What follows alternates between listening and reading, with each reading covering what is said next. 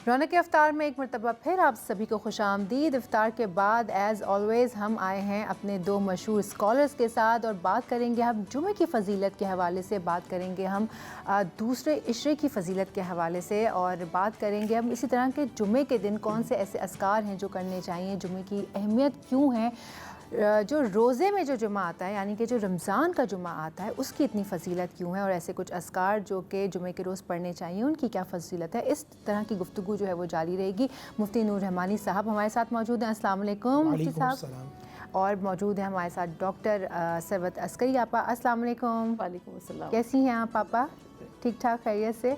हम आज बात करने लगे हैं, एक तो दूसरा इशरा माशाल्लाह से शुरू हो रहा है, जैसे टाइम उड़ रहा है, दूसरा इशरे की बात करेंगे। साथ में पहले हम बात करना चाहेंगे जुमे की फ़जीलत के हवाले से कि जुमा वैसे ही अफजल दिन, लेकिन जब वो रमज़ान में आ जाता है तो वो अफजल तरीन दिनों में शुमार किया जाता है।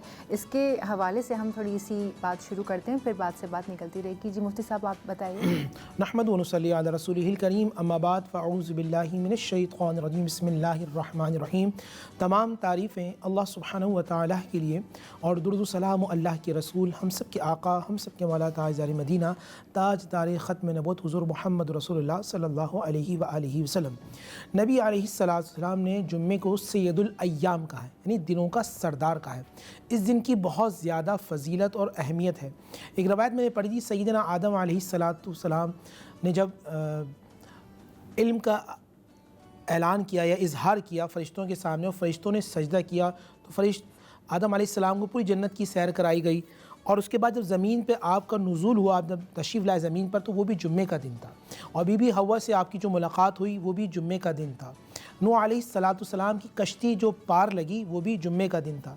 इदरीस अलैहिस्सलाम को अल्लाह ने जो आसमानों पे उठाया वो भी जुम्मे का दिन था। यानी इतनी बरक़ात हैं। और कहते हैं क़यामत जिस दिन आएगी वो भी जुम्मे का दिन होगा। हज़रत इब्राहीम अलैहिस्सलाम जो नमरूद की आग से महफूज हुए वो भी जुम्मे का दिन था। मूसा अलैहिस्सलाम जो आपने मिस्र का दरिया पार किया, दरिया और आप आले फ़िरौन यानी फ़िरौन से और फ़िरौनियों से निजात पा गए, वो भी जुम्मे का दिन था। जुम्मे का एहतमाम या जुम्मे की तैयारी इसलिए होती है या जुम्मे की अहमियत इसलिए है कि कल क़यामत के दिन जब हम इंशाअल्लाह जन्नत में जाएंगे तो जन्नत में जुम्मे के दिन अल्लाह सुब्हानहु व तआला का दीदार होगा।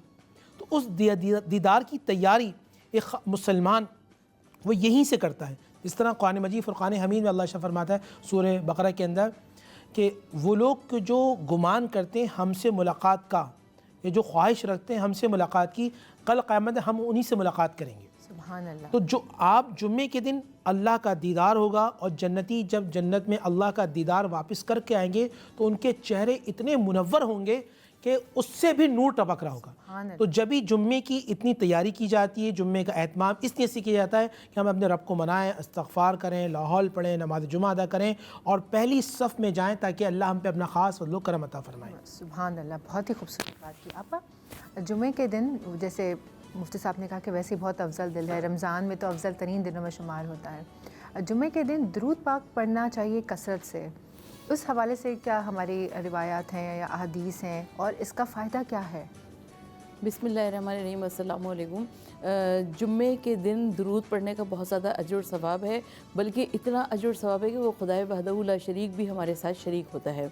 जब हम दुरूद शरीफ पढ़ा करते हैं तो परवरदिगार आलम हमसे बहुत राज़ी होता है, खुश होता है, और परवरदिगार आलम हमको अपने मुक़र्रब बंदों में शामिल कर लेता है। और कितनी बार वैसे पढ़ना चाहिए, कोई या ला तादाद बार, जितना आप पढ़े चले जाएं ला तादाद बार। और कहते हैं कि जब औरतें किचन में जाती हैं, कोई खाना बनाना शुरू करती हैं, तो तब भी उन्हें पहले दुरूद शरीफ पढ़ना चाहिए, उसके बाद खाना बनाना शुरू करना चाहिए। मैंने एक हदीस से पढ़ा कि जो औरत भी घर का झाड़ू लगाते हुए ज़िक्र इलाही करती है, यानी ला इलाहा इल्लल्लाह, यानी ला इलाहा इल्लल्लाह वो ज़िक्र है कि जिसके अंदर मुँह भी नहीं हिलता, जिसके अगर कोई कर रहा हो तो किसी को पता भी नहीं चलता, दिल में आप आराम से पढ़ सकते हैं। हाँ, तो वो सीधे जन्नत में जाएगी। سبحان اللہ، کتنی خوبصورت بات ہے. اچھا مفتی صاحب، جمعے کے دن کہا جاتا ہے، ہم بچپن سے سنتے آ رہے ہیں کہ جمعے کے دن ایک کوئی خاص گھڑی ہوتی ہے کہ جس میں ہماری ساری مانگی گئی دعائیں قبول ہو جاتی ہیں، کوئی خاص دن ہوتا ہے. کبھی روایت میں آپ کو پتہ ہے انٹرنیٹ پر اور ادروائز بھی لوگ اوپر نیچے کر دیتے ہیں اپنے الفاظ، لیکن ہم ڈفرینٹ ٹائمنگز کا سن رہے ہوتے ہیں کہ اس وقت ظہر کی نماز، عصر کی نماز، عصر اور مغرب کے درمیان کا وقت. تو اصل وقت کون سا ہے؟ وہ کون سی ایسی گھڑی ہے کہ جہاں پر مانگی گئی ساری دعائیں قبول ہوتی ہیں جمعے کے دن؟ بسم اللہ الرحمن الرحیم. دیکھیں، جب بندہ مسجد میں جاتا ہے، ایک فرشتہ رجسٹر لے کے کھڑا ہوتا ہے اور وہ بندے کو نام یعنی کہ ثواب دے رہا ہوتا ہے. اس زمانے کے اندر میں آپ کو مثال دیتا ہوں، پھر آپ اس چیز کو اچھی طرح سمجھیں گے کہ دعا کون سا قبولیت کا وقت ہوتا ہے. آپ کو میں کہوں کہ آپ اللہ کی راہ میں ایک اونٹ صدقہ کریں تو جو 4-5 لاکھ روپے کا جانور ہوتا ہے نا، ٹھیک ہے، اس کے بعد گائے ہے جو 2-2.5 لاکھ کا ایک اچھا جانور آتا ہے، پھر بکرا ہے. جب بندہ مسجد میں پہلی صف میں یا اول وقت میں جاتا ہے تو اللہ تعالیٰ اسے ایک اونٹ اپنی بارگاہ میں صدقہ کرنے کا ثواب عطا فرماتا ہے. سبحان اللہ. اس کے بعد جو لوگ آتے ہیں انہیں گائے صدقہ کرنے کا ثواب ملتا ہے. اس کے بعد جو آتے ہیں انہیں بکرا صدقہ کرنے کا ثواب ملتا ہے. اس کے بعد جو آتے ہیں انہیں مرغا یا مرغی صدقہ کرنے کا ثواب ملتا ہے. آخر میں جو لوگ آتے ہیں ان کو اللہ تعالیٰ انعام عطا فرماتا ہے کہ جو انڈا ہے اس کا برابر صدقہ، یعنی کہ کوئی کسی غریب کو دے اتنا صدقہ ملتا ہے. اول وقت میں کوئی شخص گیا، اللہ کچھ احادیث میں کہ اللہ تعالیٰ اس وقت اپنی رحمتوں کو نازل فرماتا ہے، دعائیں قبول ہوتی ہیں. ایک میں کہ جب امام صاحب خطبہ دیتے ہیں اس وقت نازل ہوتی ہیں، یہ دعائیں قبول ہوتی ہیں. کچھ میں یہ ہے کہ جب امام صاحب بیٹھتے ہیں درمیان خطبہ اس وقت دعائیں قبول ہوتی ہیں. کچھ میں یہ کہ اذان کے وقت، اذان ثانی کے وقت اللہ تعالیٰ دعائیں قبول فرماتا ہے. ایک میں نے روایت پڑھی تھی، بی بی فاطمہ رضی اللہ تعالیٰ عنہ سے روایت ہے کہ عصر اور مغرب میں اللہ سبحانہ و تعالیٰ دعائیں قبول فرماتا ہے.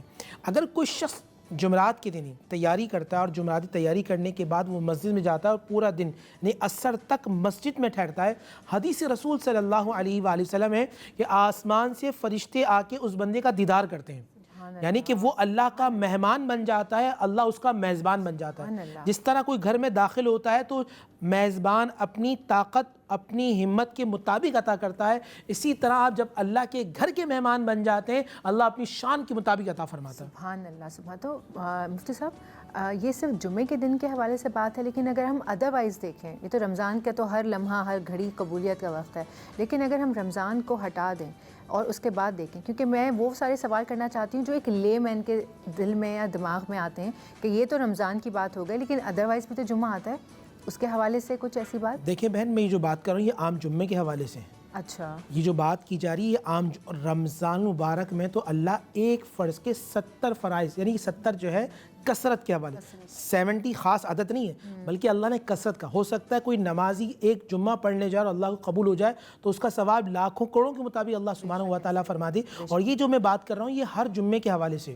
اور جس طرح ابھی آپ سوال کر رہی تھی کہ کتنی تعداد میں درود پاک پڑھی جائے، کہ روایت میں آتا ہے کہ جو شخص 80 مرتبہ، یہ عام دنوں کی بات ہو رہی ہے، جمعے میں برکت رمضان میں تو اور زیادہ ہوتی ہے، عام دنوں کے جمعے میں جب کوئی شخص نماز سے پہلے یا نماز کے بعد جمعے کے دن 80 مرتبہ درود پڑھتا ہے تو روایت کے مطابق اس کے 80 سال کے گناہ معاف کیے جاتے ہیں. اور یہ جمعے کی فضیلت درود پاک پڑھنے کے لیے اس لیے کہ جو شخص درود پڑھتا ہے اللہ کے نبی جمعے کے دن اور خاص شب جمعہ میں سماعت فرماتے ہیں اور اس کو جواب دیتے ہیں. مثال کے طور پہ میں نبی صاحب پہ جمعے کے دن درود پڑھوں گا تو میرا نام نبی صاحب کی بارگاہ میں پیش کیا جائے گا، اللہ کے نبی مجھے براہ راست جواب عطا فرمائیں گے. میں آپ کو کہتا ہوں السلام علیکم، آپ کہتے ہیں وعلیکم، میں کہتا ہوں آپ پر سلامتی ہو، آپ کہتے ہیں وعلیکم السلام، آپ پہ سلامتی ہو. تو جب آپ نبی کی بارگاہ میں جمعے کی درود پاک پڑھتے ہیں تو مدینے سے جواب آتا ہے وعلیکم، تم پہ بھی سلامتی ہو. سبحان اللہ. سبحان اللہ. مطلب درود پاک پڑھنے کا بھی کتنا کوئی ثواب ہے. اپا جیسے درود شریف ہے ہر نماز میں کہتے ہیں نا کہ درود شریف تو ہر نماز میں ہی ہوتا ہے، اس طرح سے آپ جمعے کے حوالے سے کچھ بتائیں گے؟ جیسے میں نے سنا ہے کہ جو سورہ جمعہ ہے اس کو ہر جمعے پڑھا جاتا ہے تو وہ روزی روٹی فراخ کرنے کے حوالے سے پڑھی جاتی ہے. سورہ جمعہ کے لیے بھی میں نے سنا ہے. جی، حدیث میں سورہ کہف ہے. میں یہی میں سوال کرنا چاہ رہی ہوں کیونکہ ہم لوگ وہی ہے نا، بہت ساری باتیں سنتے ہوئے آ رہے ہوتے ہیں. یہاں بیٹھ کر آپ سے ایز اے لے مین سوال کرنے کا مقصد ہی یہی ہے کہ سورہ کہف آپ نے کہا، سورہ کہف، سورہ کہف ہو گئی، سورہ جمعہ ہو گئی، تو ان میں سے ہم کون سی پڑھیں؟ شب جمعہ سے ہی جمعے کی تیاری شروع ہو جاتی ہے، اور شب جمعہ میں ہم سب کے لیے سورہ بنی اسرائیل پڑھنے کا بہت زیادہ اجر و ثواب ہے، اور جب جمعے کا دن نمودار ہو جائے تو پروردگار عالم سورہ یاسین تو ویسے ہر صبح میں پڑھنی چاہیے، لیکن یوم جمعہ تو خاص کر کے پڑھنی چاہیے، اور سورہ کہف کا بہت زیادہ اجر و ثواب ہے، سورہ جمعہ کا بہت زیادہ اجر و ثواب ہے، یعنی جمعے کے دن کو ایک خاص دن کی طرح منانا چاہیے، اور ماہ رمضان المبارک میں جب جمعہ آ جائے تو یقیناً اس کا بہت زیادہ اجر و ثواب ہے۔ اور غسل جمعہ کی میں ضرور بات کرنا چاہوں گی، اس لیے کہ جو غسل جمعہ کرتا ہے 40 جمعہ جو غسل جمعہ کر لیتا ہے، پروردگار عالم قبر میں اس کے جسم کو خراب نہیں کرتا۔ سبحان اللہ سبحان اللہ۔ یہ تو مفتی صاحب جمعے کی فضیلت کیا آپ ہم نے بات کری کہ جمعہ اتنا افضل ترین ہے، اور جمعے کے دن آپ جو بھی اذکار کرتے ہیں اس کا کتنا گنا زیادہ ثواب ملتا ہے، اور جتنے دل سے آپ وہ کریں گے اللہ تعالیٰ کو راضی کرنے کے لیے اتنا ثواب آپ کمائیں گے۔ اب یہ والا عشرہ رحمتوں کا عشرہ جو آلموسٹ ختم ہو گیا، نواں روزہ اب یہ افطار کر لی ہم نے، 10ویں کا آغاز ہو چکا ہے، پرسوں جو ہوگا وہ دوسرا عشرہ شروع ہو جائے گا۔ دوسرے عشرے کی فضیلت کیا ہے؟ بسم اللہ الرحمن الرحیم۔ نبی اسلام کی حدیث ہے اول رحمت و اوسط مغفرت و آخر عتق من النار او کما قال علیہ الصلوۃ والسلام۔ یہ اول جو عشرہ ہے وہ رحمت ہے، دوسرا عشرہ مغفرت ہے۔ میں نے آپ کے پروگرام میں شروع میں ایک بات عرض کی تھی کہ رمضان کا ایک معنی ہوتا ہے کہ سورج کا بہت تیز یعنی کہ طلوع ہونا، اس کی بہت زیادہ حرارت ہو، یا پھر اس کا ایک معنی ہوتا ہے کہ آسمان سے بارش کا برسنا۔ اگر ہم اس کا معنی آسمان سے بارش کا برسنا کہیں تو پہلے عشرے میں بارش ہو رہی ہے وہ ہلکی ہے، دوسرے میں عشرے میں جو رحمت کی بارش ہو رہی ہے وہ تیز ہے، اور آخری عشرے میں وہ بہت موسلا دھار بارش ہے۔ یعنی کہ جب بندہ اللہ کی عبادت کرتا ہے، اس کی ریاضت کرتا ہے، اس کی بارگاہ میں سجدہ کرتا ہے، توبہ کرتا ہے، استغفار کرتا ہے، تلاوت قرآن کرتا ہے، نبی پہ درود پڑھتا ہے، تو اس کے تمام گناہ اللہ سبحانہ و تعالیٰ جھاڑ دیتا ہے، معاف کر دیتا ہے۔ جس طرح بارش میں انسان صاف ستھرا ہو جاتا ہے، اسی طرح انسان رمضان کے مہینے میں اور بالخصوص عشرہ مغفرت اور عتق من النار میں گناہوں سے پاک ہو جاتا ہے۔ سبحان اللہ سبحان اللہ۔ تو بھائی اتنی خوبصورت باتیں جو مفتی صاحب نے آپ سے کی ہیں اور آپا نے آپ سے کی ہیں، تو بس آپ لگ جائیے اللہ تعالیٰ کو راضی کرنے کے لیے۔ کیا پتہ اللہ تعالیٰ ہماری یہ جو ہماری اور آپ کی ایک جو نشست لگتی ہے اور آپ کی باتیں دل میں اترتی ہیں، آپ جب اللہ سے قریب جائیں گے تو اس کا ریوارڈ ہم سب یہاں پر بیٹھنے والوں کو ملے گا۔ یہاں بیٹھنے کا مقصد ہی یہی ہے کہ سوشل اویئرنیس اور ریلیجیس طور پہ جو اوتھینٹک انفارمیشن ہے وہ آپ تک پہنچائی جائے ہم سبھی کی طرف سے۔ وقت ہو جاتا ہے ابھی ایک بریک کا، بریک لیتے ہیں، بریک کے بعد حاضر ہوتے ہیں۔